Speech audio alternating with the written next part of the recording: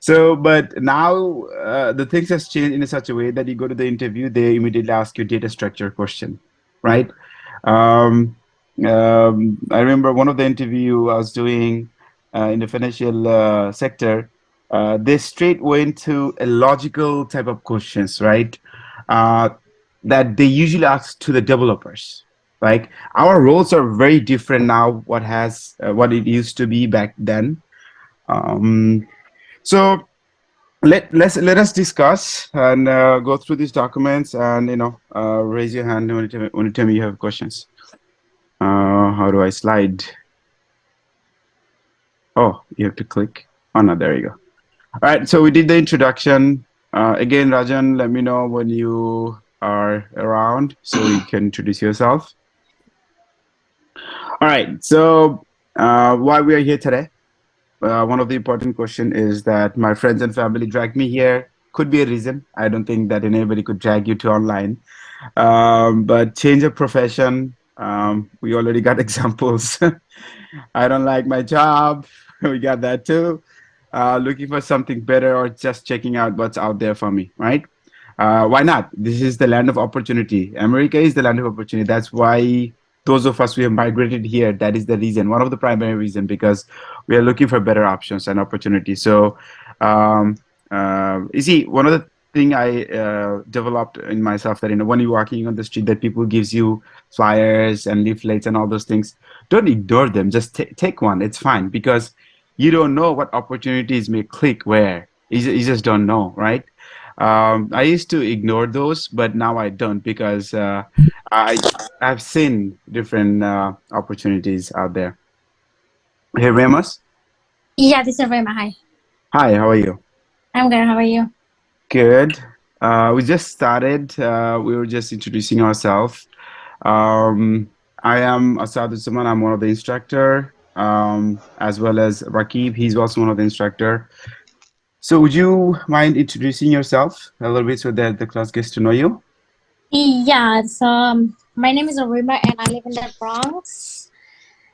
And I work actually on the medical field, Hmm. like as a medical assistant. Okay. Yeah.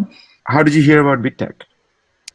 Yeah, like my brothers, my brother he used to work with the Shahidul Bhai. Uh-huh. He's like maybe 7, 9 years ago. So I have from him. I see. That's what you heard. Um, Let me ask you a question to all of you. That why this QA job? Why not anything else? Because there's tons of other things you could do now. So if I could hear a feedback from one by one, Remus, I Uh, could just go with you I'm first.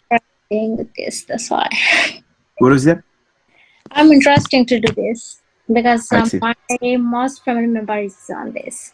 Everybody's on the medical field and the QA, so I just want to like my brothers they're doing it, so why not me? I see. I mean, yeah, it's good money. The benefit is Yeah. So it's really good. You could work from anywhere in the world pretty much, as long as you have a computer and internet. all Uh, right. the salary is much higher. The opportunities are endless. Benefits. So why not? Yeah. So is that the same reason, Rashid, for you too? I mean, yeah, pretty much. Like, I feel like, what was the question again? Sorry. Why QA? Why not anything else? Well, I was gonna get into the development sector, but the thing is that, I've never been into the tech field. I don't have the base, basically. I don't know a lot Hmm. of things. So for me, I would say QA would be a base, and Hmm. if I can move up through QA and later on in the future, maybe I can, become a developer. That'll be a lot easier than just going straight ahead and Perfect. overloading Makes my sense. brain with information. Cool. All right. Yeah, you see, QA is, I would say, one of the easiest path to get into the IT industry.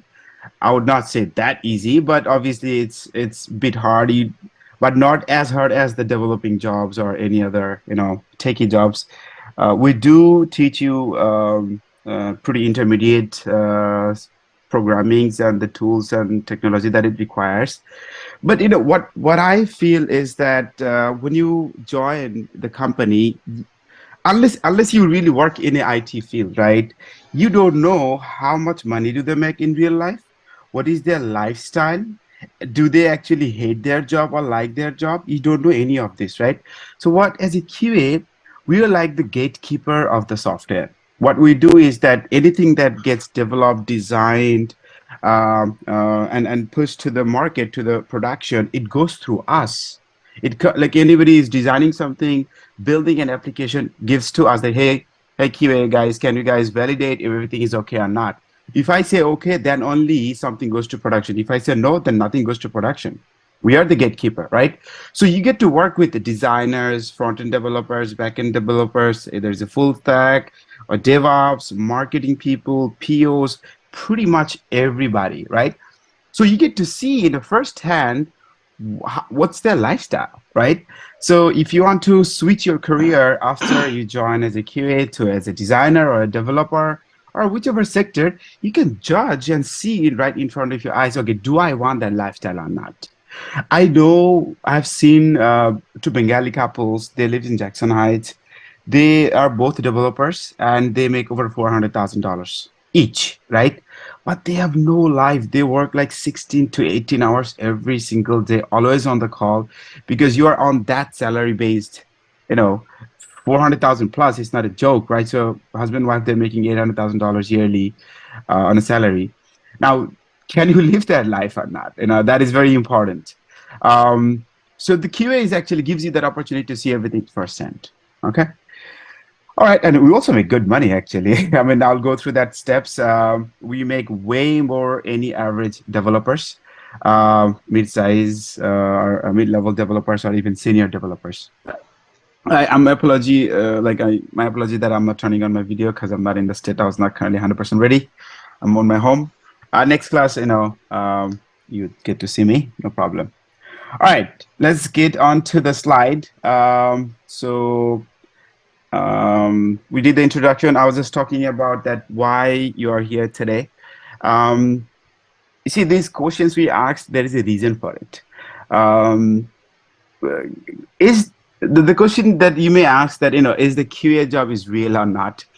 At this point, especially after the COVID, you have definitely met somebody. I'm pretty sure that your friends or your somebody that who's working in the industry, or who knows about somebody who's working in the industry and making six-figure plus, right? So it's out of the question that does it work? Absolutely, it works and is booming. This is the industry. IT is the industry. That's for sure. The world is moving towards IT, especially the COVID has spread things around. People who were not accustomed to IT, they are forced to be adjustable with the IT system, right? Now everybody use IT, like in the softwares and other things, right? So, and the companies, I have been seeing and hearing about a lot of the companies, they are not actually bringing back everybody on the office because every square feet costs some money, right? They want you to stay at home and work, probably do a little bit of adjustment with the salary, but they don't want to take your hassle in the office, maintaining and paying for everything, the space that you'll be occupying. So the question is that, do you want to do it? How serious are you? Because it's going to take some effort. It's not easy. Why would somebody give you six-figure? What's the point? Because in America, if you go to the Better Business Bureau website, and you'll see about 5 to 6% American people makes six-figure, means $100,000 plus. Only 5 to 6%. And your career is going to start with six-figure? That's not a joke. Last week, actually, I was just interviewing in a place, and me and my friend, it's the Republican Bank. They're setting up a couple of teams, about 3 offices in Manhattan. You know how much they offered us? Like the initial offer was $200,000. Starting, $200,000. Unbelievable. Like a QA job starting with $200,000. And many of us who did the interviews just got the offer as well. So imagine where there's no limit. The sky is your limit. My close friend, he makes $350,000, right? From one job. I'm not talking about multiple jobs. A lot of people are doing multiple jobs in this industry right now as well. So literally sky is your limit. All I'm saying, do you really want to do this? Like, and are you willing to do what it takes? And it doesn't take you 24 hours. It only takes 1 to 2 hours every day. You just invest 1 to 2 hours, and it's feasible. People are doing it, right? Why am I saying that confidently that anybody can do it? You see, QA course is like being a mechanic, right?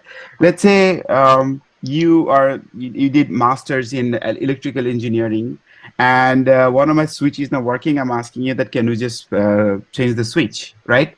And you said, "Oh, I have the degree, but I've never done anything electrical work in hands-on." Dude, your degree is such that you're supposed to know these things in hands-on. This is not an office job that you're going to just do some paperwork. The nature of your job is that you're supposed to know all these things hands-on. Similarly, IT jobs are hands-on. We teach you pretty much most of the time hands-on. Like you get to practice and learn doing things on your own. That's why I can say in confidence that we have helped hundreds of students to be successful with a background or without a background. We have many students who doesn't even have high school diploma. In Westchester, Parkchester area, this area alone, I have many of my students, they didn't even do high school diploma, making $200,000, $300,000. Is it feasible? Absolutely. I have one student, she came from Bangladesh 3 months. It took her 3 months, and she became a full-timer in ESPN Connecticut. Connecticut, actually, that's where the ESPN headquarters. Their office is a mile-long office. They have their own satellite, own shopping mall inside their building. Within 3 months coming to America, she became a full-timer there. I have a student slash a friend. He completed the course in 1.5 months. Started his first job, $130,000 in Manhattan. I also have students who are developers in Bangladesh, came to America, came to BidTech. It took them 2+ years to become a QA. You see, his problem was that he has an ego problem that, I am a developer. I know this stuff. Dude, if you're a developer and knew everything, you would not be in big tech, right? Every industry is different. Just because somebody has a background doesn't mean that they know everything, right? A lot of my uncles, in the 80s, they can, Asad, my machine is not working, something, there is virus and stuff. Can we please fix it? Dude, I'm like, in my mind, I'm saying I'm not a, hardware engineer. I don't, fix hardwares, I'm in softwares. And also I'm not in network. You can just ask me anything, just like doctors, QAs are different as well. So, sharing this experience, why I'm saying that, because I have personally, taught, if not more than 1,000 students over this time. There's a lot of students that, got jobs from us as well. So if you get jobs, then I make money and I make name as well. So my goal is to make you successful, to help you to become successful. Then only I will become successful. All right. So that's why I'm going to ask you, keep on these questions that, why do you want to join us? Why do you want to join us? Because I want to clear it out that, you are pure with your intention, because we have a system in place that is proven and it works. I just need somebody who is serious. Okay. Because I don't mind giving you my entire knowledge, because you cannot steal my risk. What's written for me is going to come, right? Nobody can steal what's written for me. So there is no problem for me to sharing my experience and knowledge with you, if that helps you out. Make sense? Awesome. So these are some of the reasons, actually, we do look for different opportunities. At last, there is an option is that we are looking for time, money, energy, and work-life balance. That is very important, right? To enjoy life, you need the balance of these three. A lot of people in the world, they have time, no money, no energy, right? There are a lot of people who have the time and money, doesn't have energy. That's pretty much the American dream. We work all our life saving for retirement, thinking that I'm going to enjoy. At that age, we actually spend all this money on our health so that we can stay healthy. Forget about enjoying our life. That is the American dream. You can't do that. That is a false advertisement. I don't believe in that. And we also don't know how long you're gonna live. Look at COVID. It took over 3 million people, aside from the regular death. So why not enjoy life now? Why not provide for my family now? Why not, enjoy my time and the money. Money wise, has that ever happened that probably most of you worked or something that we go to the shopping malls or go in a restaurant, the first thing we do is that we look in the right side instead of the left side. We go to the mall, you look at you like something and you see that tag and you drop like oh, I can't afford it, right? So I'm not saying that this job is gonna make you super rich, but having a good car, buying a house, providing for your family, providing for yourself, helping out your relatives, these are basic needs, right? And inshallah this job can actually provide you this benefit, inshallah. Any questions so far? Good. Awesome. I was just mentioning having not necessarily have to buy Audi. You can buy any car as you want. These are basic dreams. Like I said, most of our QAs, I see that working for 2 years, they're all buying houses or buying a nice cars. Like most of my students drives better car than I do. I was like, it's okay. You have fun. I'm coming there. All right. So what do we require from you? So I have your why clear, then we'll show you how. Dedication with persistence, very important. 1 to 2 hours of daily study, depending on individual, because some of you may have a background, IT background, or understand technology better or e-commerce better. So it will take less time than the other person, but it shouldn't take more than 1 to 2 hours every single day. That's the max I would say is the required. And in terms of laptop, any laptop is fine. Not necessarily you have to buy a Mac.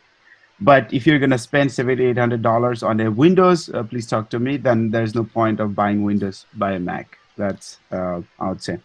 So to break things a little bit in here, that have your why clear. Then we'll show you how. What do I mean is that we have a system in place. We design our course in such a way that anybody who doesn't have a background, let's say no background at all, right? And so that somebody who has a background, without background, anybody should be able to come in and actually capture what we are teaching and learn and get the job. That is how very easy and organized way we have gradually designed our course. In terms of content, we have our internal site. I'll show you in a bit. It's called Confluence, where all the study materials are saved. You will get access after the registration, where whatever has been taught in the class and in the interview, in real life, the content that you need, it's already there. We're constantly updating those data as well. So you don't have to buy any books or anything like that. We'll provide you all the content. Questions? No question? You sure? Sounds very easy. Okay, boy. Okay. So let's talk about what is QA. So in the QA industry, there's a lot of QA career, I would say.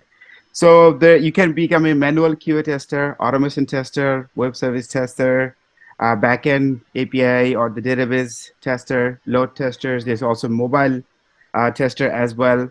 So all of these are individual QA industry, right? A company may hire you for different reasons, but in Big Tech, we teach you all of these topics. So you'd be an expert of manual testing, automation testing, web service testing, and also you'd know about backend API testing and the load testing preliminary idea we're going to give you, because that is a totally different ball game.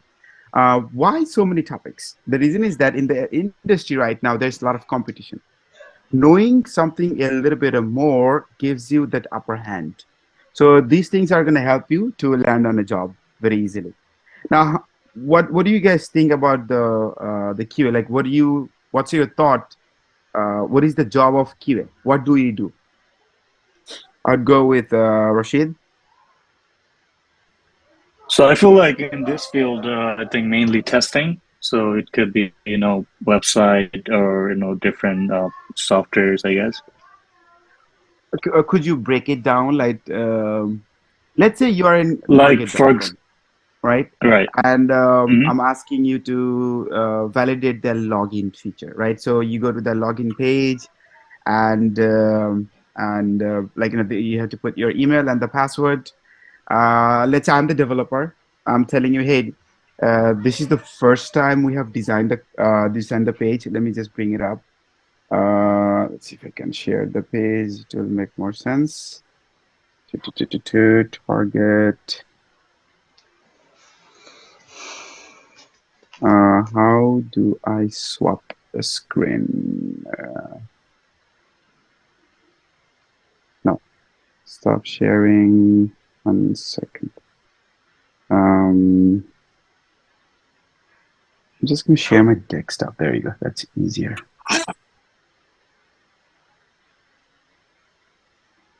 Yeah, I think I got the idea. So basically, you see, our job. So you said as a developer, right? You developed a piece of software, like the actual like logins, this and that, So for your end, you're gonna just put it as you put the email and then you put the password and then you just log in. So my job is to make sure that find out every possible way that like test it like so many ways that to find the breakpoint. Like for example, put the wrong password and put the right email or phone number, test that, and then put the wrong username and put the right password, test that, and test it in so many other ways so that that piece of software works as it expected. Okay, makes sense. What about Rajan?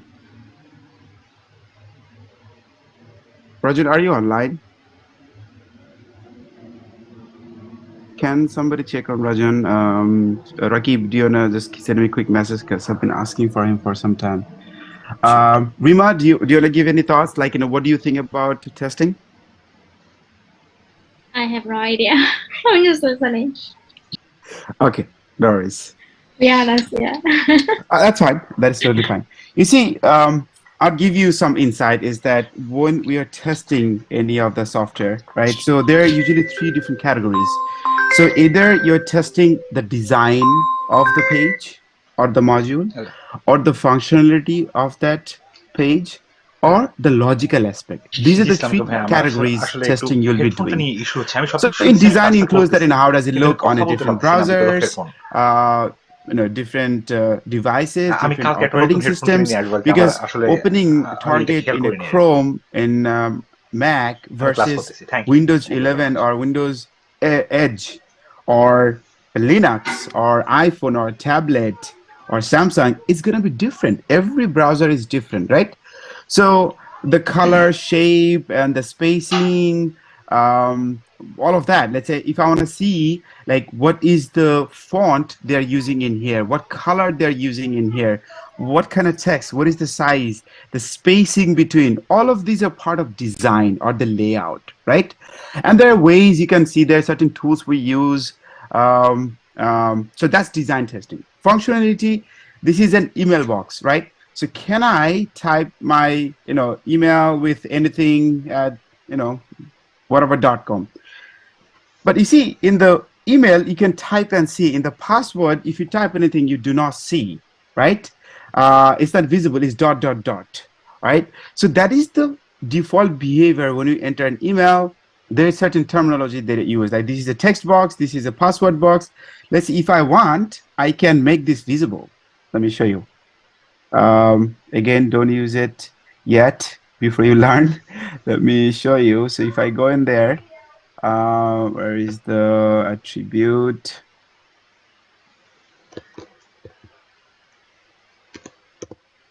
Right, you see, whatever the password I wrote, it's visible now.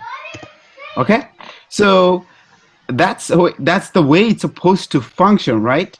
Now my job is to make sure that if I'm testing any functional testing, like this is called checkbox. If I click, does it get selected? If I select again, does it get deselected or not, right? If I click on this forget password, it's going to take me to the forget password page. So this is functionality, that it functions, it does some work, right? So that's the second type of testing you are doing. So either you're testing the design, or you're testing the functionality of the page, or you're testing the logical aspect. The logical aspect, what does it include? That when you, let's say you already have an account, right? And you put your email and you put your password, you click on the sign in. it's going to go to the database and validate your credentials. And if you have a valid credentials, it's going to log you and give it. It's going to tell, okay, welcome Assad, and here's your login page. So the system, the services they use to validate your credentials, to communicate with you, with your machine, with the server, that anything that happens in the backend and with the server, those are logical testing. Those are part of logical testing, right? So you see, as a consumer, you don't think like that. So we will start slowly build up your mind. What is the way you should be thinking, because you're not a regular consumer anymore. You're a QA, so you have to think in all different ways. All right, cool. Bring back here. You see my slide? Yes. Okay, perfect. Yeah. Then go there again.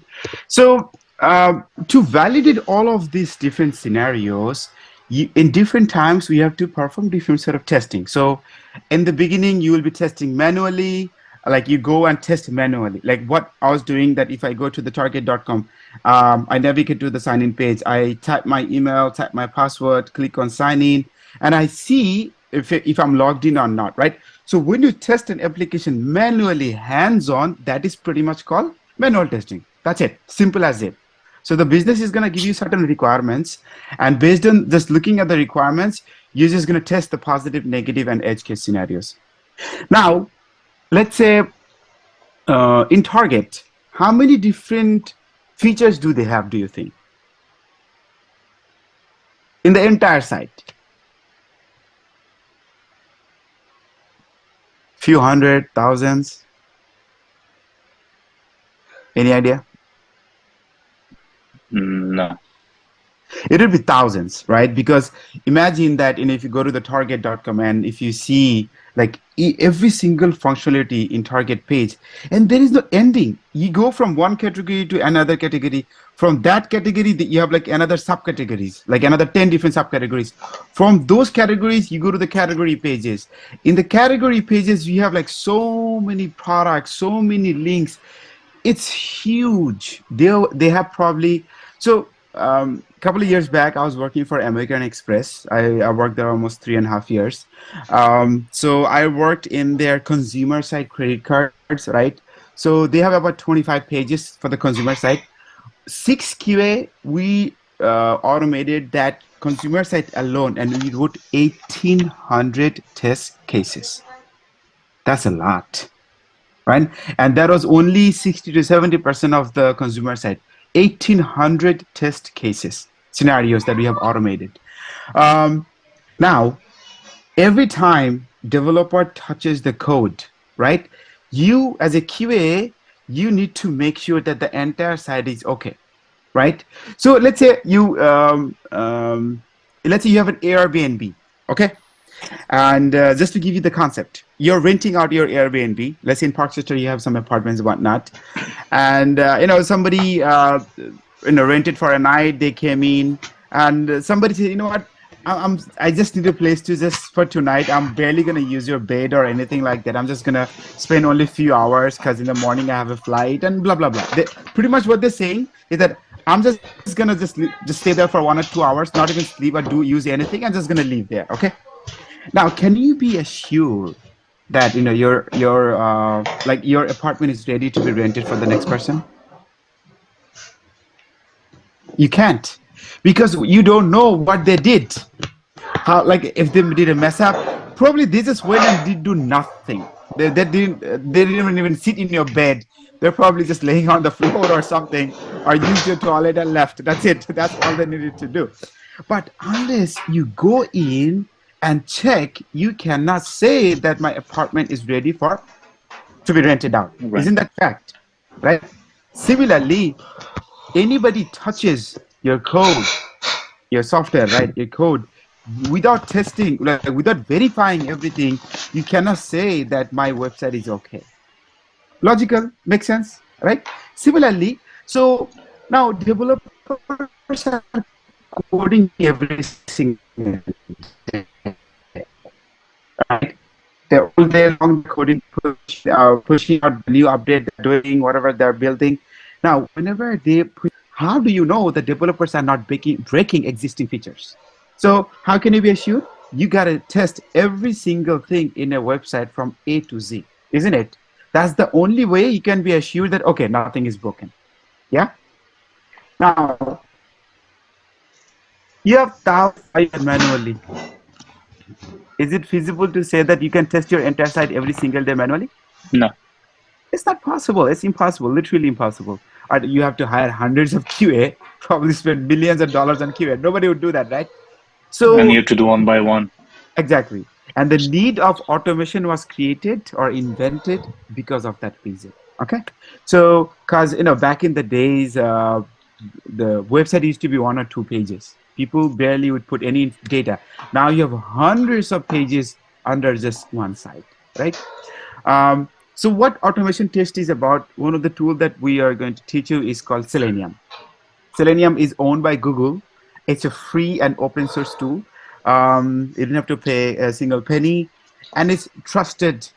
Like, who doesn't trust as a technology, right? And whatever they're doing, but as a technology, who doesn't trust Google? Anybody, everybody, right? It's like you buying a coffee for $1 from a street vendor versus spending $4 in a Starbucks, right? Why would you spend $4 instead of spending $1? You know that in case the coffee goes wrong in a Starbucks, you go back, they're gonna say sorry. Matter of fact, make a new coffee for you. Also give you a cookie and say, like, we're sorry for that. Please come back again. And if you have any other issue, let us know, right? With a $1 coffee, you go to the corner store. It's like, why, like, you want it for a coffee? $1 coffee, you paid what you got, right? You got what you paid for, right? They're not gonna change you. Forget about giving you a coffee, and they're gonna give you attitude, right? The trust has to be there. So as a company, everybody trusts Google. Not only that, Google is giving us free service. Google developer is there's a platform in Selenium site. You can get free direct support from Google as well. Obviously, you're not gonna ask silly questions, like something serious, because the small things, everything is in the internet. More than 80% of the industry already, they're using Selenium. The solutions are there, right? So what Selenium does is, you teach Selenium once, like, how to sign up, or let's say how to sign in, or how to validate the category links or the footer links or any of those, right? You would never have to do that again manually. That's it. So in our real life, Rakib, and what we do is that we have a automatic scheduling software, something called Jenkins, right? At around 1 o'clock or 2 o'clock, when you have the least amount of people, automatically it will take the code from a machine, from a remote server, test the entire application. It takes a couple of hours automatically, test everything in a server, and it will generate a report and send it to my email. In the morning when I go to my office, first thing I do, I check my email. Okay, last night when the automation tested the entire site, how many scenario passed, how many failed? So I looked into the failed scenario, manually test them, okay, and make sure that they're actually a problem or defect. We call them as a defect, right? And work with the business. How cool is that? You see, automation is amazing. You're gonna have fun with this, right? So that's what automation actually doing for the company. That you just need a machine. You just need somebody who knows how to operate Selenium, right? So company wants to hire somebody who knows manual testing, who knows automation testing, right, and knows how to use Selenium, and automate their entire site, that so that they don't have to hire so many QAs. Okay, so that is our ultimate goal. Your title is going to be QA automation engineer. That is the title you're going to get when you graduate from Big Tech. But you'll be an expert of manual testing, automation testing, web service testing as well. You see, right now, what you see in the website or even your phone, I'll give you an example. Let's say if you look into your phone, right, the weather app, where are you getting the weather from? From the internet, and that is the current information you are getting. But you're not opening a browser, right? But you're getting current data how? So there's something called web service, and there are many ways you can create the services through different APIs. So that you can actually, using the internet, call a service, get certain data, and populate an application. That's exactly what we see in the weather app. You get the current information. As long as you have the internet, you're actually connected with the server. Okay, so Similarly, in the website as well, all the data, images, information you see, it's coming to web service. So you're going to learn about that. And, backend API testing, database testing as well as a good amount of load testing. Make sense? Any question, concern? Yes. All right, I'm pretty sure you'll have questions you can always ask. Okay, one of the common questions that we get is that who are the people working in the QA industry? Are the people, everybody is from CS background. So what you will find in real life is that about 10 to 15% from CS background, okay? 85 to 90% from general background. That's not just QA, that is developers too. Majority That's of the great. developers right now, you would see they're coming from some institute. They're coming from they learned on their own or some institute or boot camps. There are a lot of boot camps out there. These days, bootcamp certification has more priority than your college certificate. I think You'll see. Flatiron, they also have the thing too. What's that? Flatiron, they also teach you. It's 8 months. Yeah. I mean, if you want to become a developer, there are really good boot camps out there, but they're going to cost you in between, 20, 30, 50 grand. If you're going to be a good developer, they'll teach you everything hands-on. Every day you have to, work for 10 to 12 hours. But again, that's the investment you make. That's better actually for, in my opinion, also spending $50,000 on a boot camp instead of spending, for other degrees is more beneficial for you than, real life stuff. But again, everybody has different choices. And about 90% of the QA goes through some sort of institute. You see, when I did my bachelor, I did my master's, nobody teaches you QA. And not just QA. Can you become a developer doing bachelor's or master's? A developer or designer? No. They don't teach you how to become a designer or how to become a developer, right? As the computer science, right, or computer engineering, whichever you do, they give you basic of everything. Whichever student finds interest in whichever field, you start practicing on those areas. Slowly, as you do your group works, your homeworks, and the assignments, you work with the professors, that this is the industry how I want to be. So whatever you feel interested, that's what you practice more. That's how you become a developer, engineers, or full stack, or business, or you become QA, right? So you learn the basics. So somebody has to show you. The problem, why the need of this institution was created is that everybody wants 5 years experience, 5 to 7 years experience. Any job you look into, they would want that, you need to have at least 5 years, 7 years, or 10 years experience. Now, somebody who just graduated, how on earth are you going to have 5 years experience? Are you going to buy experience? How does it even work? You got to give that opportunity.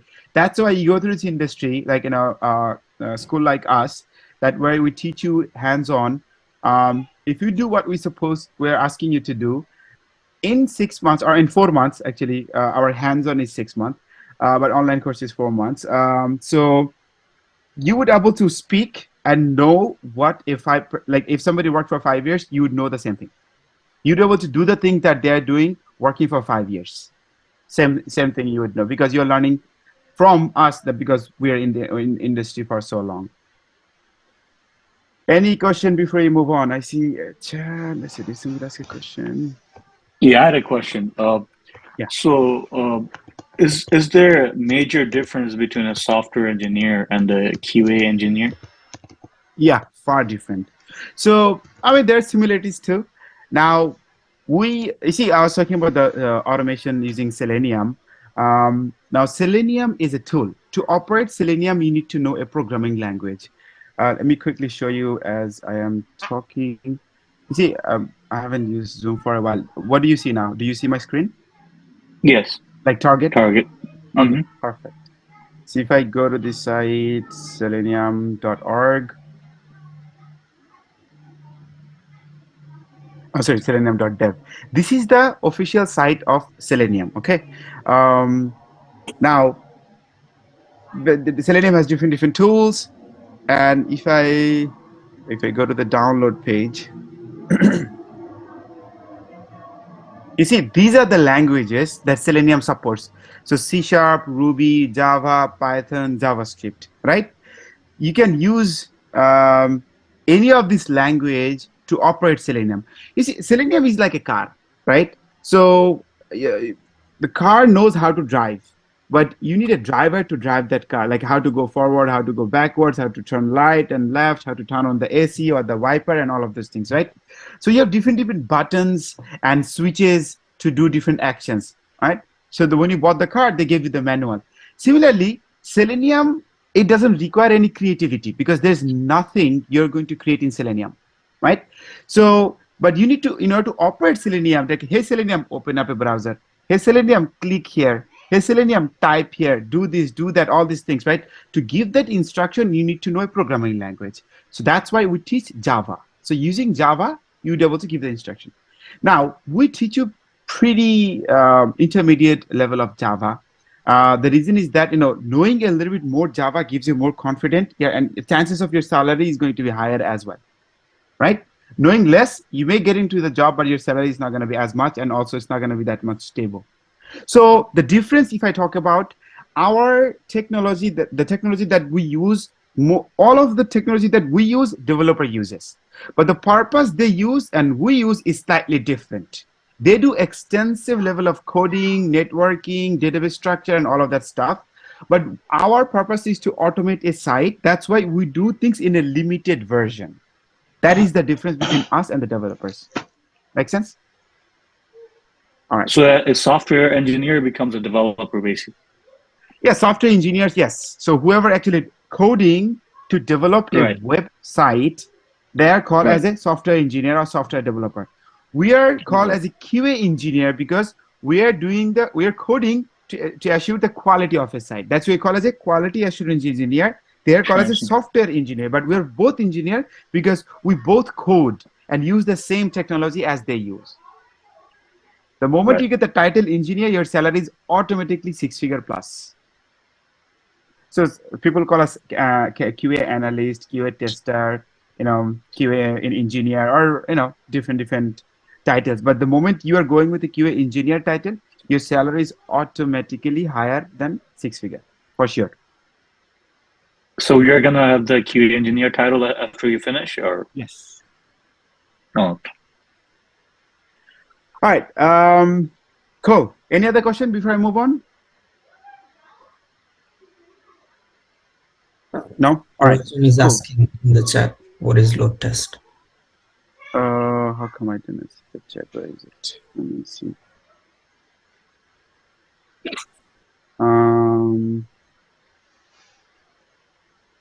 Where?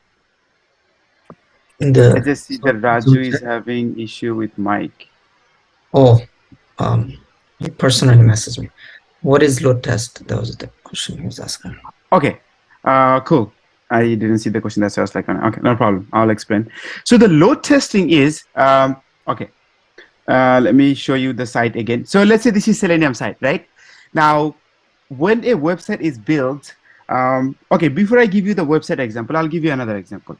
Let's say you bought a piece of land. Okay, is everyone Bangladeshi in the class or different? Where is Rajun from? Bangladesh or different country? Bangladesh. Okay, no problem. So then you would understand our example. So let's say you bought a plot in Boshundara, okay, and you want to make a apartment building. Oh no, it could be Bronx too. Doesn't matter. You don't have to necessarily go to Bangladesh, right? But you bought a land and you want to make a building, right? Who do you hire first? Any idea? engineer. What kind of engineer? Like what type? Like people who is gonna put the columns and things and start building. Architecture, who's gonna design it? Yes. Why do I need to hire architecture? Why not the developers?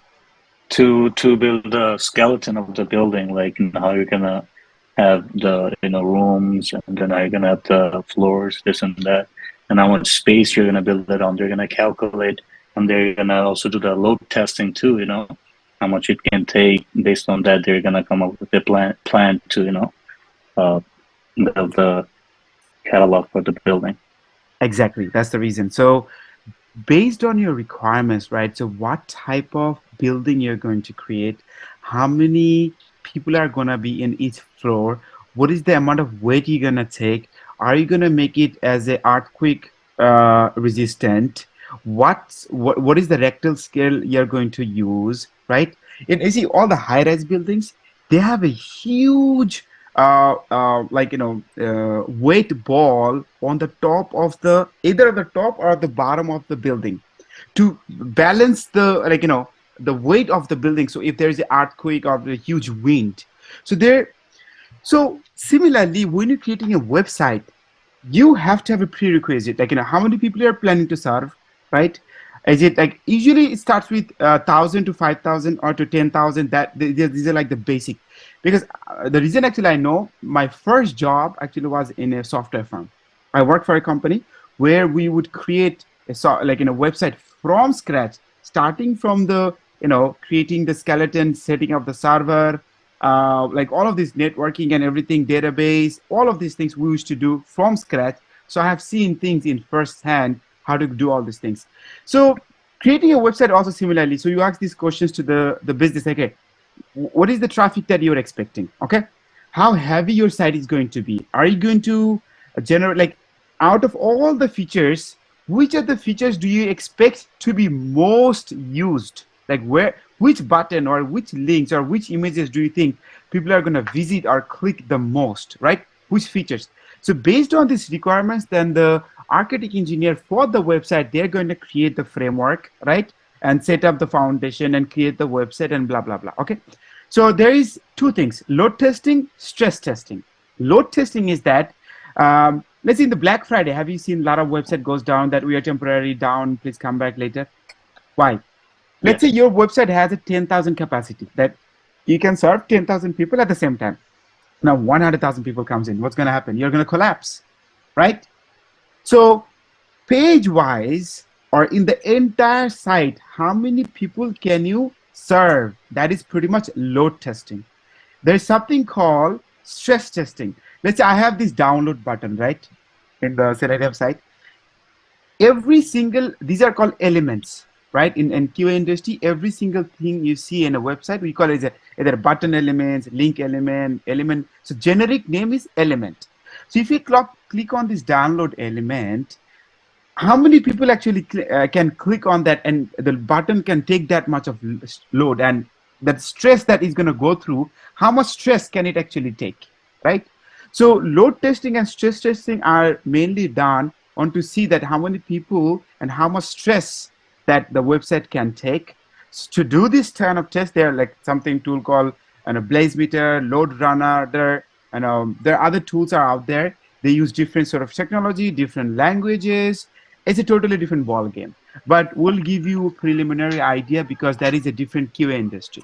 Okay, does that answer your question?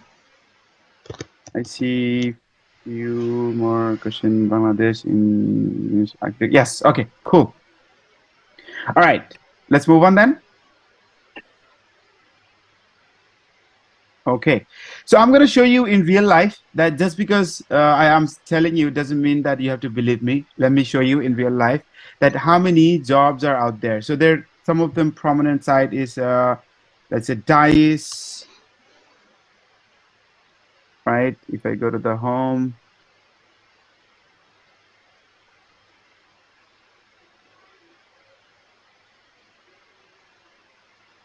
why? Did they change it or am I looking at something else? Job search.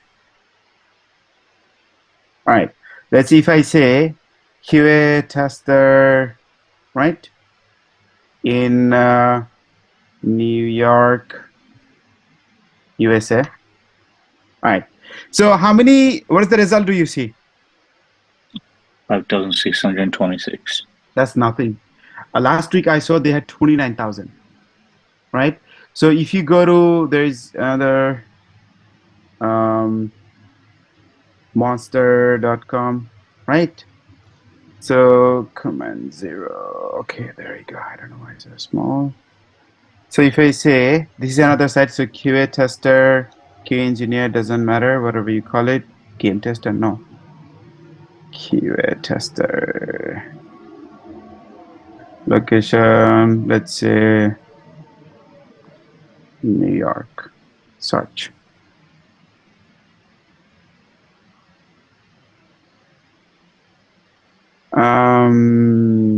What's they used to give pages. Now they don't have pages. Do they give you total? I believe I saw. Right, I don't know why they changed probably the pace, but let's see. Now you can scroll and go to the next pages. Like you can see as many as you want. So Monster actually have more jobs than the Dice. So I'll go to the Dice anyway. So they have currently 5,629 jobs in New York and surrounding areas. That is not in America. So if I remove the location, right, enter. So you see 19,431 jobs in America right now, as with the title that is QA tester. How many jobs do you need? I'm asking Just you a question. one. How many jobs? Yeah, you just need one. So you know how people ask, okay, is there enough jobs? Can I get the like? Dude, you just need one job. What's written for you is gonna come. Don't worry about if it's in. You see, December is the least time that where people supposed to get hired. But our QAs, our students are getting jobs in December too, right? There's need every time. It doesn't matter. We don't depend on the market, right? Somebody's laying off. You see, Elon Musk is laying off so many people, right? Facebook is laying off so many people. But you see, First Republican Bank, you know, they're hiring few hundred people in just in Manhattan alone, few hundred people, right? And they will have at least 20 to 30 QAs they are hiring. QAs, 20 to 30 QAs in one company, right? And they're constantly hiring throughout America. So there are companies always hiring, some companies are always firing, right? So that's the game. That's how it goes, right? So you don't have to worry about that. Now That's for any job. yeah, that's the nature of the job, yes. So 58 days, 7 days ago. So if I open this, I had a question. Yeah, So tell me. let's be real. Like, how long do you think they're gonna have the QA testers? Like, are they gonna automate the whole system at some point? Like, It's how long do you impossible. think? QA or manual Impossible, right? testing is going to be always there. Let me give you a good scenario. I'm going to go back to my favorite site is Target. I don't know why I like Target so much. Okay, let's say I'm going to go back to the sign in again. Okay.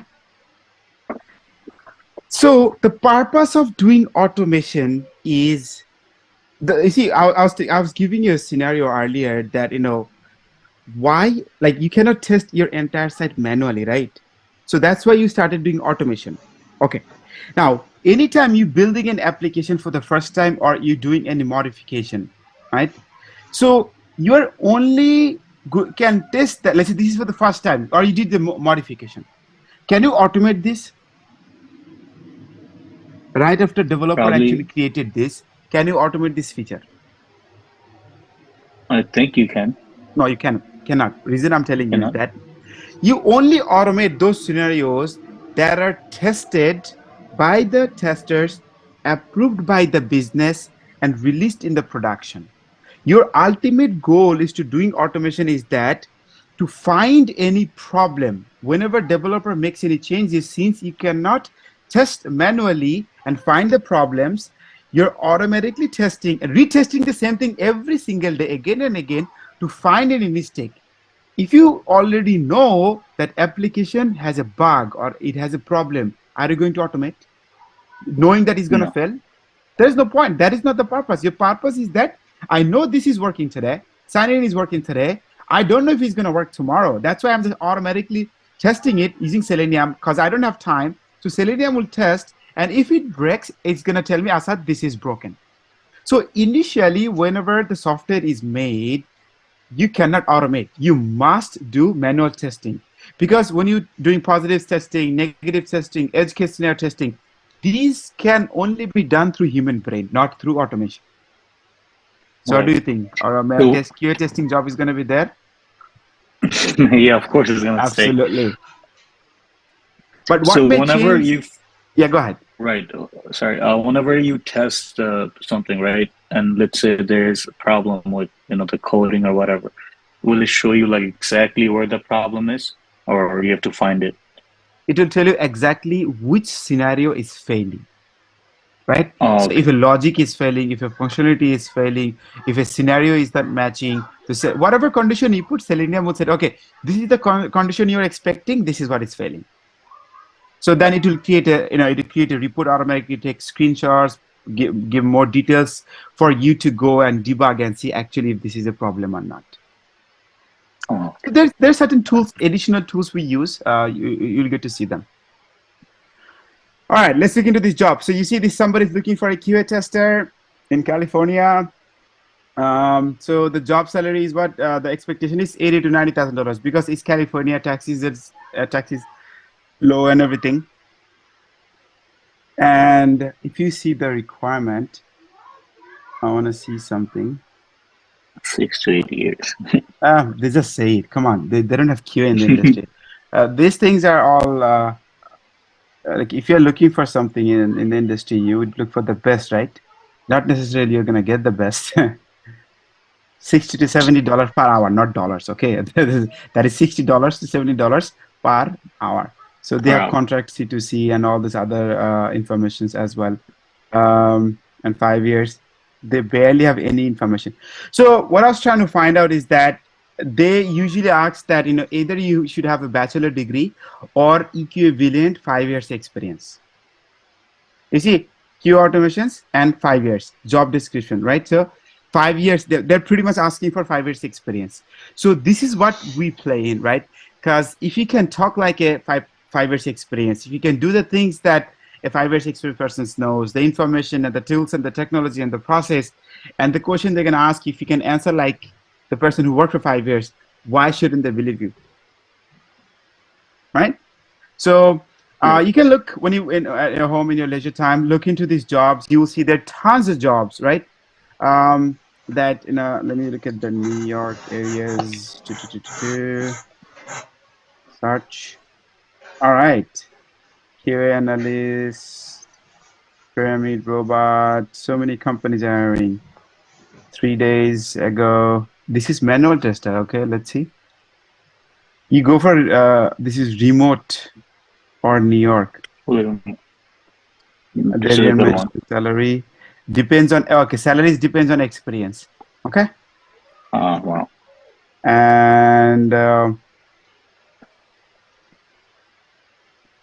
you see they don't even have any prerequisite. Nobody. You see, most companies they don't even ask for your degree. Okay, so if you look into if you Google around, you can see that Facebook, Instagram, Google, and all these big giant companies, they mention that they don't require a degree as a requirement anymore. Either you have a degree or not have a degree doesn't really matter. They're gonna grill you in the interview and make sure that you know the job. That's how they will place you in the job. Make sense? That's actually good. That's It also is. smart too. Because others, how are you gonna find all these people? Because you see, just QA in one platform, you see there are 20,000 people outstanding right now, and this is the month of November, isn't it? Yeah. In last quarter 'Cause- of the year, people don't hire. Usually the first or second quarter, most hiring happens. Now, if that is the case, then look at other industry, the designers, the developers, architects. There's a huge shortage in the IT industry. There's not enough people. 75,000 new visa gets issued against H-1B every single year, and their spouses comes as well. Even if you double it, that doesn't even meet any requirement, the amount of demand America has for the IT industry. So, yeah. All right, what does BitTech is going to provide you? So hands-on practice with one instructor, most of the time. One-on-one session, open. We're pretty much open 7 days. Our physical location is open 7 days as well, and you will have support through social media. Not Viber anymore; it's WhatsApp. I need to update this. Job preparation, 100% job preparation support. Like you see, to learn how to do QA job is one effort, and to face the interview and answer their questions is a totally different. In Bangla, there is a saying that "Shadhinota orjoner cheye shadhinota raksha kora kothin." Do you know, guys, that saying? Because Yeah. gaining independence and keeping the independence is harder than gaining independence, right? Similarly, learning the QA is one effort. Landing on a job is a totally different level of effort. I'll share a real life experience with you. What time is it? It's 7:20. Okay. I'll give you a scenario right now, okay? And you would have to tell me what you guys think. This is a real life scenario. And because if you can answer, just imagine if you can answer this, you'll have a job. Simple as that. Okay. Let me pull that up. I asked my students, oh my God, it's just gonna, I don't want to see you the answer, but let's see, I have posted it here somewhere. Did I put that in this batch? No, where did I give? Ah, there you go. Can you guys see? Yeah. All right, this is a brainstorming. Everybody, Rima and Rashid and Rajan. So I'm going to explain. Think very carefully, okay? Then you give me an answer. So let's say you are an engineer, okay? And you're developing a game. You created 3 robots. So 3 robots, and each of them has a gun with them, and you put them in a room. Now it's a survival game, okay? So the robot number 1 has a 90% accuracy to shoot, okay? Robot number 2 has 70% accuracy, and robot number 3 has 50% accuracy to shoot. Now you have only 1 bullet. Everyone gets 1 chance, right, to shoot. Now you have 2 options. First option, either you can shoot any of the opponent, or you can shoot in the sky and waste the bullet. But you must pick either of them. You don't have any other option, no other scenario. You have these 3 robots, and let's say you are the first one, okay? You're the first robot. From the above 2 options, right?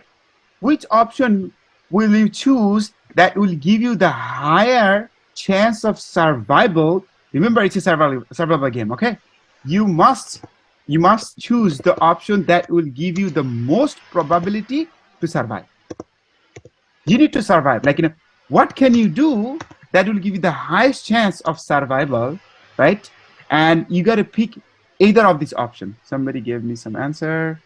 Shoot robot 2. Okay, I want to hear the answer. Then I'm going to go and discuss. So Rajan says shoot number 2. What do you guys think? Rima? Number 1. You would choose option 1. And Rashid?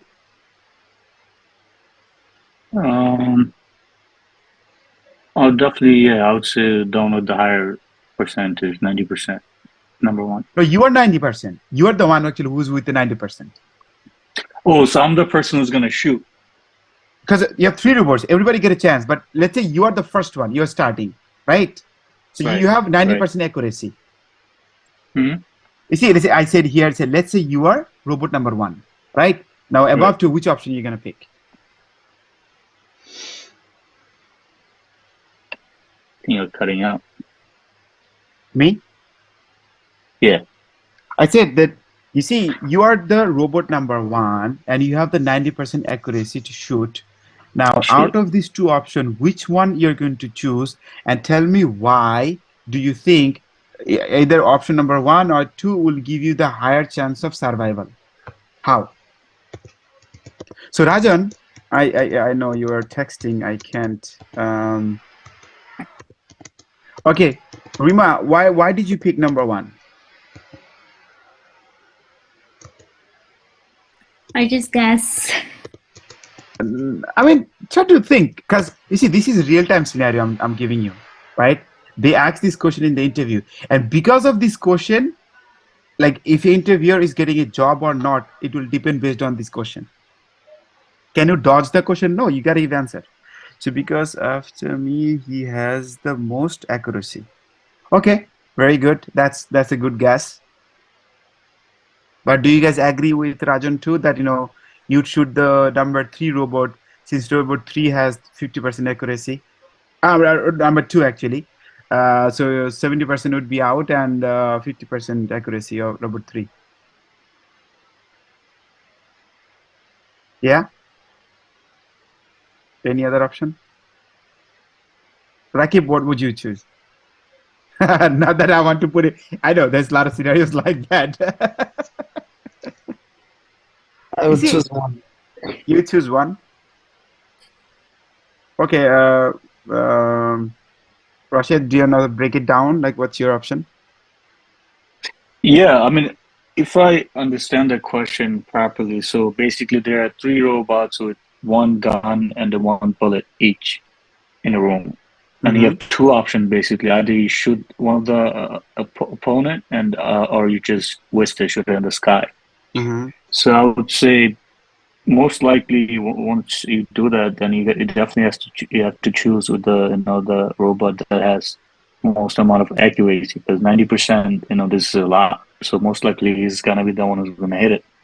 So if you go down, robot 2 has 70% accuracy and robot 3 has 50%, which is even lower. So robot 3 has the least amount of chance to get you. Shoot you. So let's say you shoot Mhm. robot number 2.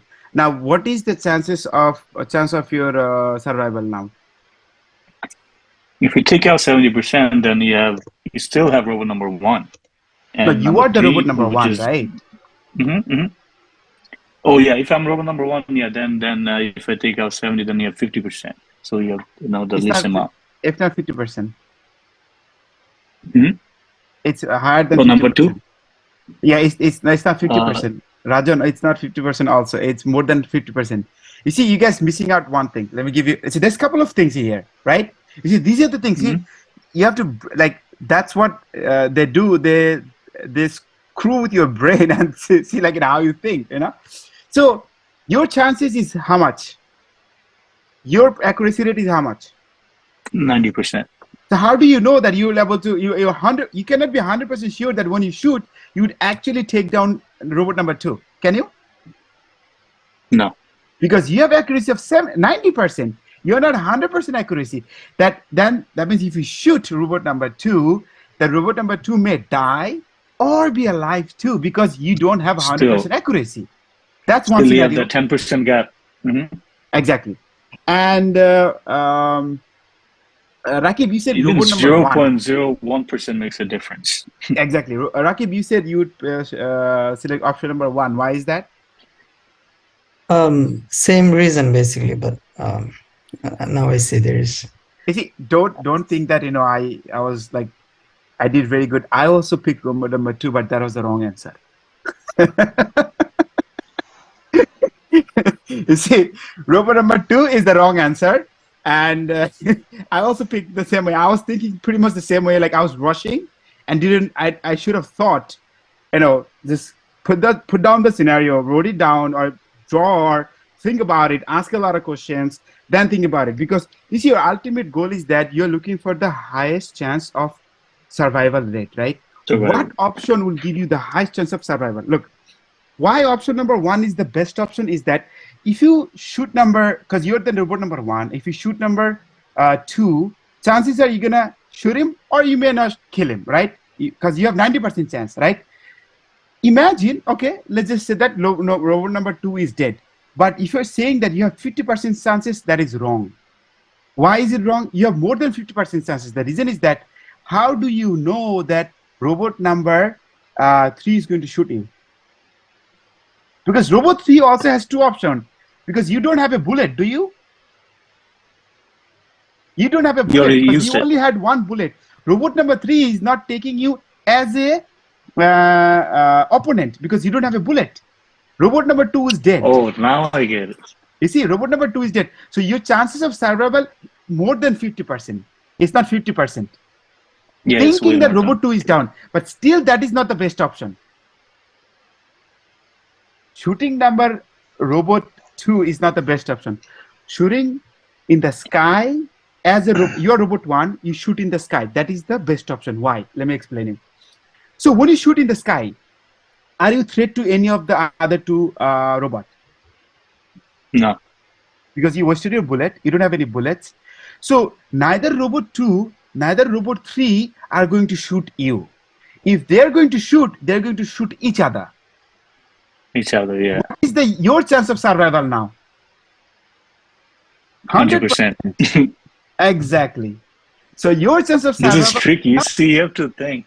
Exactly. Your chance of survival right now is close to 100%, not 100%, because they may still shoot you, but it's more than 50%, close to 100%, because you're not a threat anymore to them. You see? They ask this question to every single candidate. Whoever was able to give the right answer, they got hired. Doesn't matter what you did before, like you did another 2-3 hours of interview, they did not care. They depended on this question alone, and they actually hired those people who were able to give the answer to the number one and explain properly as well. You see, They also give Yeah, you the time to think, right? I mean, obviously, you will get not Or too much time that you get to go drink a yeah, coffee, but you yeah, got to sit there just right. within like a minute or two. You got to come up with So, yeah. quick thinking. You see, the reason is that why do they do this is that they don't want to hire somebody who's perfect. They want somebody who's teachable, who is willing to learn, who knows how to ask a lot of questions, who knows how to ask for a help, who knows how to say no when it's the right time, who knows how to push back, who knows how to how to create documentation and research, like who's willing to educate themselves, who is not who's not going to give up. You get my point? They don't want expert. Expert people, as Elon Musk always says that his least preference is people with MBA. Unfortunately, I'm in that category. I have MBA. The reason he says that is that because people who has done MBA, they have ego problem, which is kind of true. Like they think that they know too much, right? They're not teachable because they, I already know management. I know the process. I know the system. I know the technology. Like you can't teach me. That's why he doesn't prefer to hire who has MBA, right? Anyway, all right. It is a good practice, you think?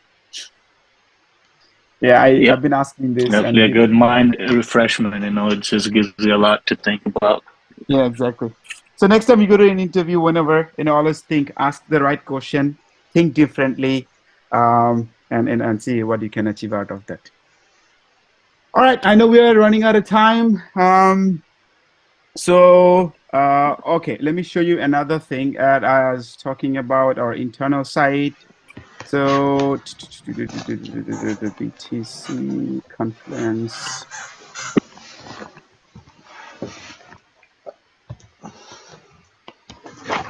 What happened? That I was logged in.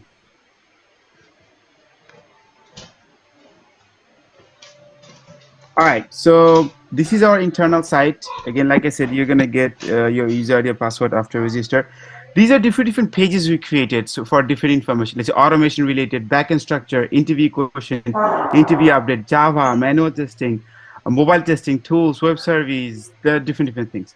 I'll take you to one of the page, interview questions. Not update, actually, interview questions. Where is it? Right.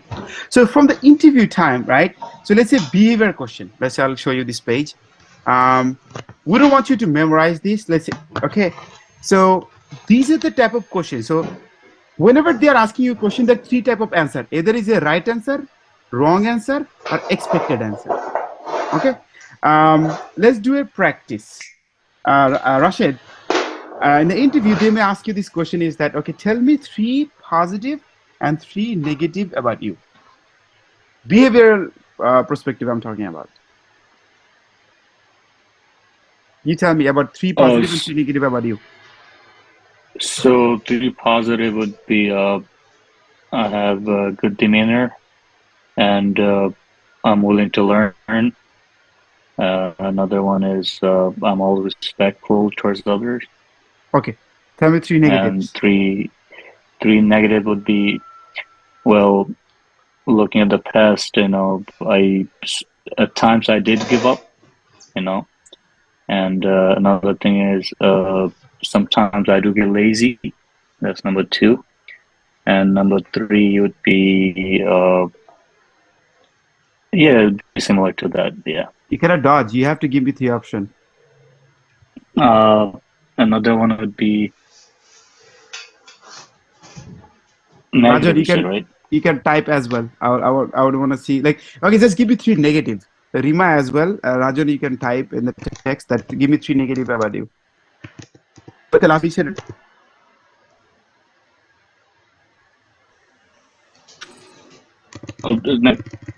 I would say like getting lazy sometimes.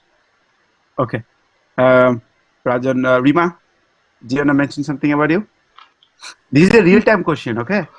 All right. So it's negative or positive? I didn't get it. What was that?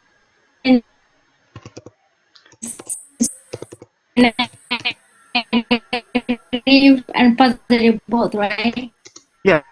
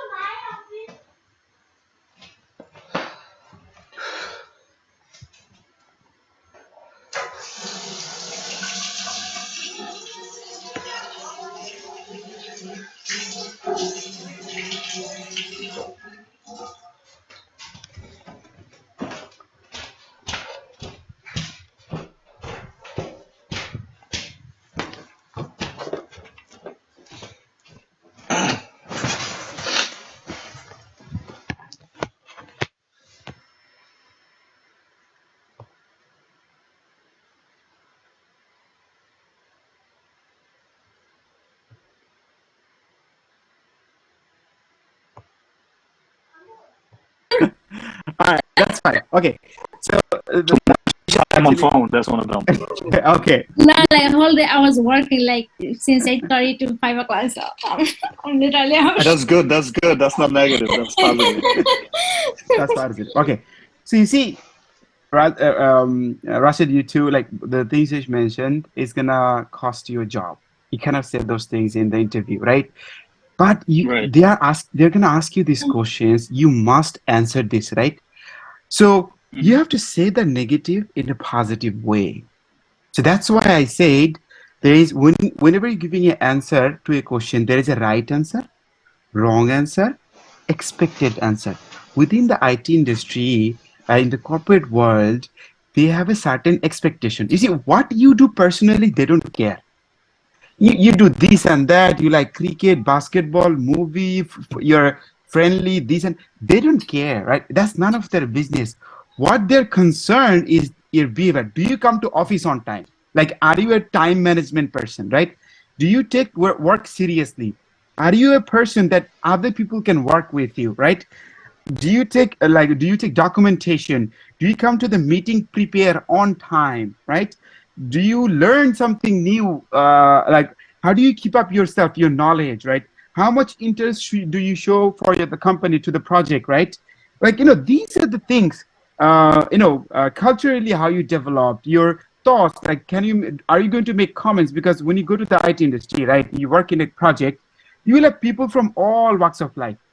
You'll have Asian, American, European, black, white, gay, lesbian, straight, all these kind of people. People are gonna come with this, weird dresses, weird, like, let's say if somebody's eating sushi next to me, right? Somebody likes sushi. Am I going to say, hey, Japanese, hey, ching chong pong, why you're eating sushi? You have to eat biryani. Can you say No, that? we cannot do that. Nope. You see, you Google around, you'll see 80 to 90% of the people gets fired because of behavior issue, not because of work issue. You make certain comments, you believe in certain things, you behave in certain way, that's going to cost you job. 80 to 90% of the people gets fired because of behavior issue, right? You don't go to office on time. Maybe you're the best QA in the industry, but you come 15, 20 minutes every day, right? They're going to fire you after some time. And I've seen it. My own manager actually in Amex, he was a Bangladeshi guy, but he used to come, like he used to live in Jamaica, but he was one of the best QA I have ever seen, right? He was my manager. He would come 15, 20 minutes every day. HR gave him a warning. After 3 months, he didn't improve. After 6 months, they just fired him. But he was the best QA. Yeah, this is actually a big thing you just talked about, because I do know someone had to go take training on the thing EEO, which is the equal employment opportunity, because he made some comment about a person. There you go.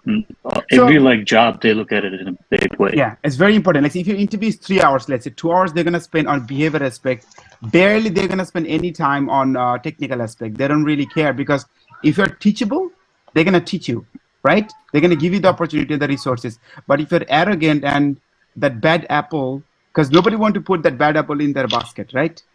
So ওইটা তারা assure করে নিতে চায়।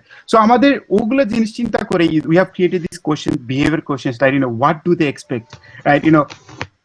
Tell me your best companies, what can you do, which other cannot, how do you handle difficult situations in your job, your difficult frustrated situations or decisions, challenges you face in the industry, how you explain technical stuff to a non-technical guy, right?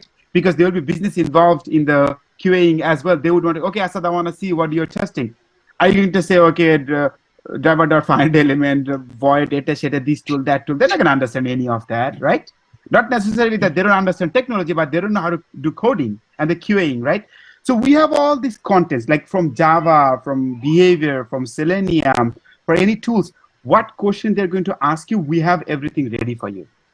And I can pretty much assure you that majority of the questions they're going to ask you in the interview are going to be from our site, because we keep on updating our questions as well. So all these contents are ready. All you got to do, come and listen to our lectures and study. That's it. And after 4 months, you would see the result of it. Make sense? Yes. All right. These are some of the companies that our students work on. We have plenty more. We created this slide long time ago. You can name pretty much any bigger brand that our students are working in this industry, right? Actually, I have someone who works for IBM. We have, what is that? I have a cousin who works for IBM. They're pretty good. So there are certain companies that they're like big companies, IBM, Chase, Citibank, any financial industry, ESPN, NBA. These companies are always hiring. Verizon too, right? You'd hear a lot of Verizon, they're always hiring and firing. So we have many students actually in IBM, many, at least 20, 30 students actually working in IBM. In Chase in New Jersey, we have at least 20, 30 students there too. So, pretty much everywhere. We have somebody from Parkchester, an uncle actually worked in a NASA project for 6 months without IT background. He was, when he got the job, he was already over 50, right? And through a third-party vendor, he worked for a NASA project for 6 months. What's wrong with you? Why can't you do it? If somebody without high school diploma can do it, somebody's over 50 without IT background can work for NASA and all these big companies. What's wrong with you? There's nothing wrong with you. That's why I see that I was telling you that I'm gonna keep on asking you that why do you want to do this? That's not the question that how or does it actually work? It works. It's been working for thousands of people. Are you the person who's willing to do what it takes? Right? We'll show you how. Make sense? Yes. All right. These are the questions usually people ask us that, do I need any computer background or experience? What do you think? No. Computer science background লাগবে? No. লাগবে না. Can I get a job without degree from USA? Absolutely yes. I am new in USA, so is it possible for me? Why not? Absolutely. We have examples in 3 months, somebody got job, right? Many actually. Can I do the course while having full-time job? And I want you to have a job. Otherwise, they're not just that, you're going to pay me, but also, how they're just saying that busy people make things happen. বাংলাতে একটা কথা আছে না যে অলস মস্তিষ্ক শয়তানের কারখানা. If you're sitting around, right, and not doing anything, if you're not busy, obviously you're not gonna create or invent anything. If you're busy working, doing something and do the course, the outcome will be better than who's not doing anything, lazy. কথা বুঝতে পারছি? Because তার তো work ethicটাই নাই. So I would want you to work. If you don't work, I mean, not necessarily that I'm gonna ask you that if you're not doing, but I'm saying that if I don't want you to quit, do what you're doing. Just but initially it doesn't require a lot of time. But I would ask you that slowly cut down a little bit more of your work time or any other things, because it's gonna require more time towards the end.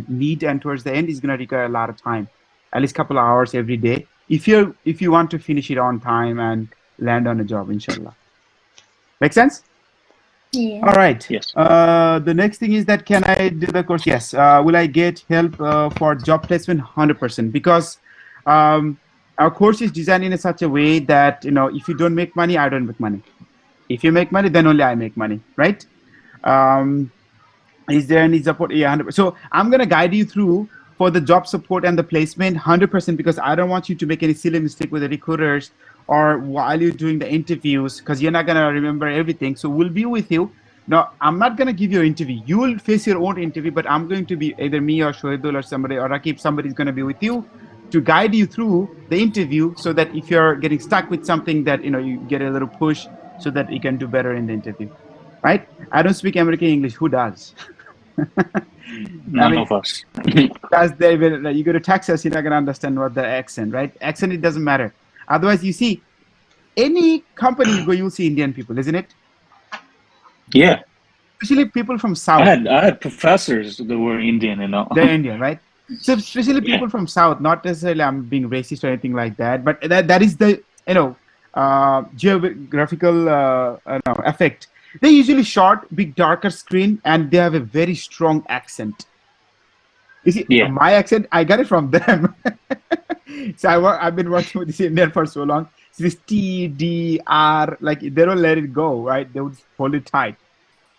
So anyway, you see, they don't speak a lot of good English, right? Probably they don't look the best either, right? Why do the company still hire them and give so much respect and money?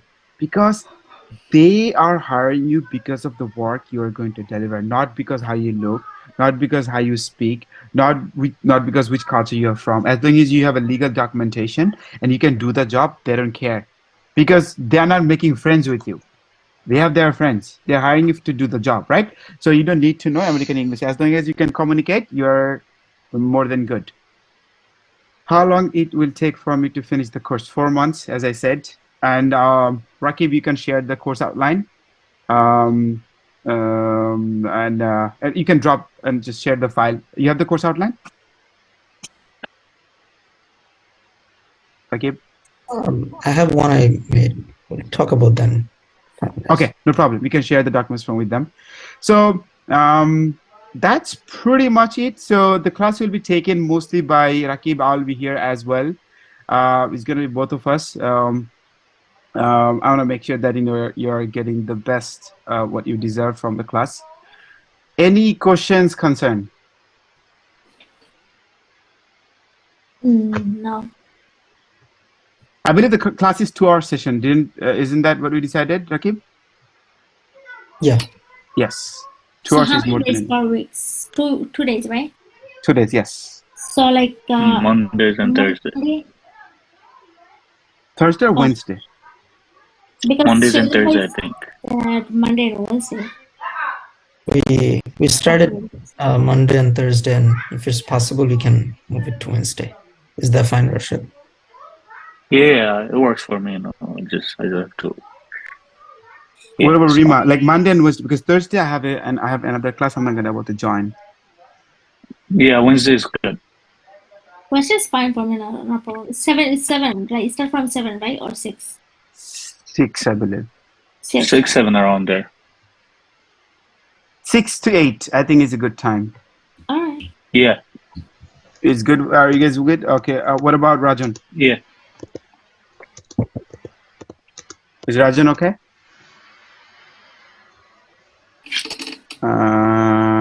Any day 6 to 8. Okay, good.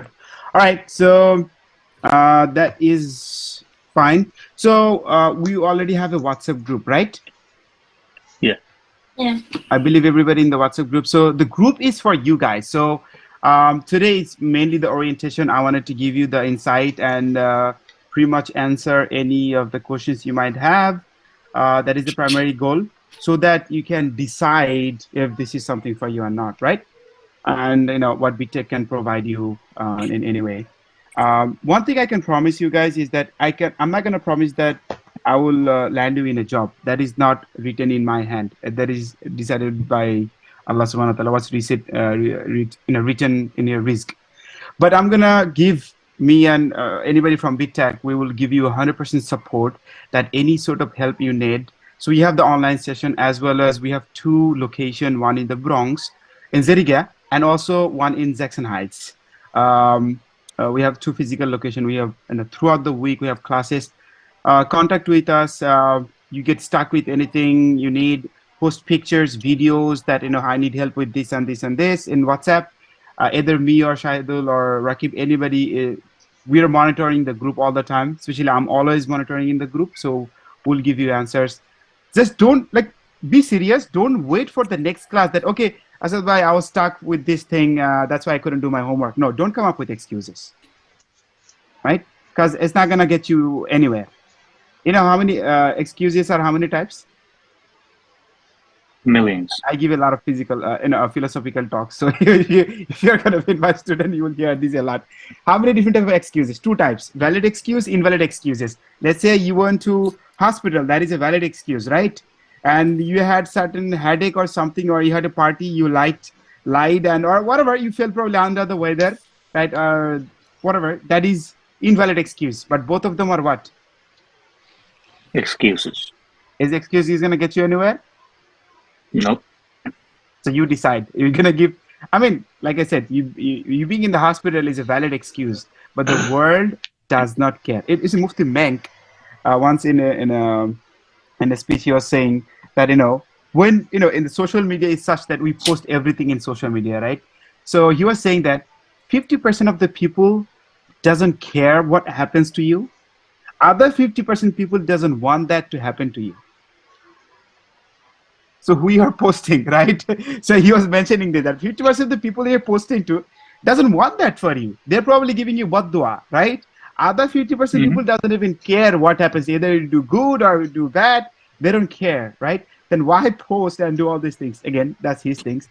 So I'm saying when you give excuses, right? When we give excuses, I'm not above that. But anytime you're using excuse, it's not going to get you anywhere. You got to overcome that excuse. Do your best. And not necessarily you have to sacrifice yourself. That do your best. Be honest with yourself. This is about your career. If you do this, inshallah, this is going to change your life. If you're not making 6-figure, working for corporate walls, and there is no limit. I'm just saying 6-figure, right? There's no limit how much you're going to make.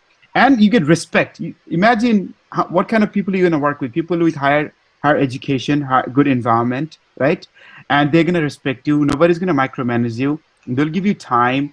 It's and the benefit, 401k, dental, vision, and all of these things, paid vacations. One of my friends right now is in Bangladesh. He got married. He's been in Bangladesh for 5 months and doing 2 jobs remotely, making over $15,000 sitting in Bangladesh. Which other job is going to give you this benefit? I had a question. So the 401k, you said, does it get transferred? Yes, 401k is individual. Because right? I also have a a pension. Yeah, right. They don't have pension. Pension is for government jobs only, right?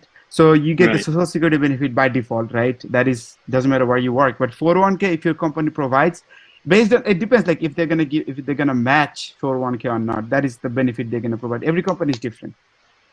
Because they have to put some percentage on your thing too. Yes. Payment.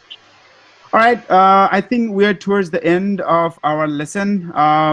So Rakib, you can share the course outline in WhatsApp group so that they will have the documents, and I will post in the WhatsApp as well for the next class. Come prepared. Do some if you have time. Try to watch some web fundamental videos, how to create a website, the basic structure, the basic internet stuff. Because initially we're going to learn how to create a website. Unless you know how to create a website, you're not going to be able to work with the website, right? So, but very fundamental concept.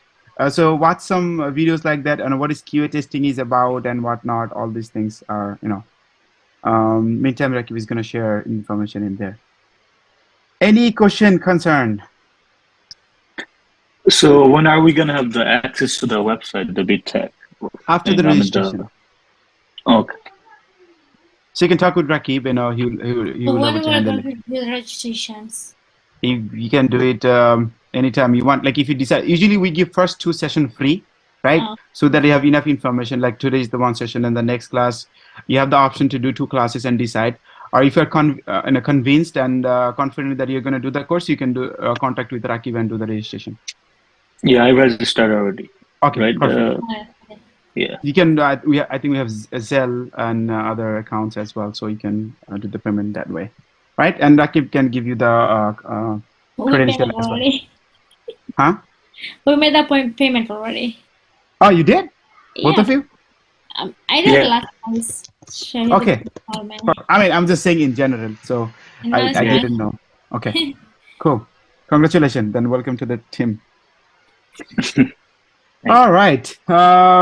So Rima, before we drop, any question? I don't know. Okay. Rashid?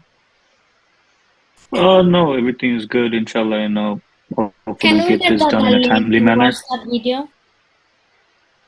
What's that? Can you get the link of the watch the video The You can just WhatsApp search it methods? up on YouTube and stuff. There is a I recently actually I shared okay, one of my new student, his channel. or the questions Oh boy, not this one. Where is the WhatsApp thingy? Like web fundamental, because your next class is gonna be on web fundamental. Let me give you, where is that student? Not this guy. Oh boy. More maybe in text. I'll give you a link in WhatsApp. Okay. There's a YouTube video. Yeah. Where it gives you very good insight of the web fundamental course, so that you can prep a little bit. Then it'll be easier for us to actually go through and quickly get stuff done. Right.